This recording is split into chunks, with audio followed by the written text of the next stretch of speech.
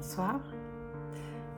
Une petite vidéo ce soir pour vous donner un petit peu quelques nouvelles.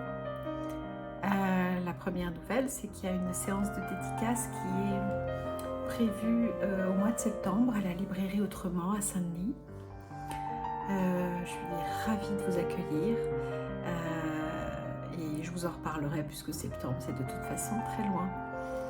Et pour vous prévenir également que la librairie a pris des exemplaires en direct avec moi, ça veut dire que c'est disponible sur Saint-Denis. Et donc n'hésitez pas. Et j'espère bientôt vous annoncer la même nouvelle pour Saint-Pierre. Et puis ça fait très longtemps, donc je vais vous lire également un petit extrait. Le chemin déboucha sur un lac. C'était une immense étendue d'eau, d'un bleu intense, qui dégageait une profonde quiétude. Les reflets du soleil faisaient miroiter sa surface de mille éclats bleutés, ce qui la rendait vivante.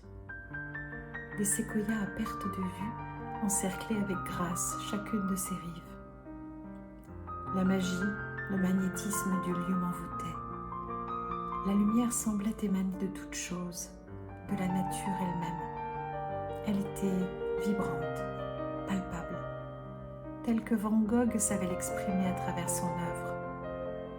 J'avais toujours été touchée par sa manière de représenter la lumière. Elle était de la matière qui emplissait tout l'espace. Hypnotisée par la contemplation, je ne perçus pas cette autre présence. Un jeune homme était là, assis, et souriait. Il m'attendait. Je fus surprise quand il m'interpella. « Hey, te voilà enfin ?» me dit-il avec un large sourire. Cela me fit immédiatement sortir de ma torpeur. Je me tournai alors vers lui. J'étais troublée. Son ton était familier, comme de vieux amis qui se retrouvent. Je ne savais pas si mon malaise naissait de cette présence importune ou au contraire attractive. Figée dans cette interrogation, je restais muette. Ma gêne devenait certainement visible car il s'en amusa et l'exprima d'un rire discret et complice à la fois. Il m'invita d'un geste à venir m'asseoir auprès de lui. Une grande étole était étendue sur le sol et je m'exécutais. Nos yeux se cherchaient, s'auscultaient, se sondaient, se comprenaient.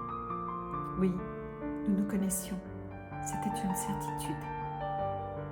Je sentais comme une profonde complicité, intimité inexplicable, mais évidente.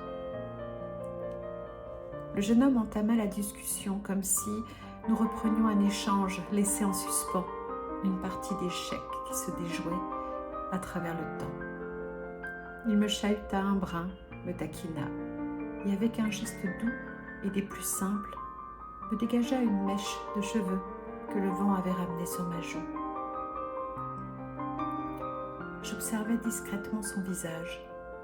Il avait des yeux bruns, un peu rapprochés, avec de longs cils d'enfant qui dévoilaient un regard vif, pétillant et profond. Son nez était fin et très discrètement asymétrique. Ses lèvres, plutôt délicates, arboraient un sourire entier, plein d'innocence, de fraîcheur. Son teint était clair et ses joues imberbes révélaient sa candeur.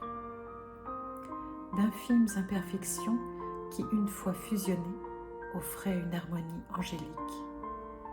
Je le trouvais si jeune, et pourtant, derrière cette juvénilité, on percevait, pressentait une authenticité touchante, une prestance, un charisme de venir. Voilà, je m'arrête là pour aujourd'hui. Je vous souhaite une bonne soirée. Au revoir.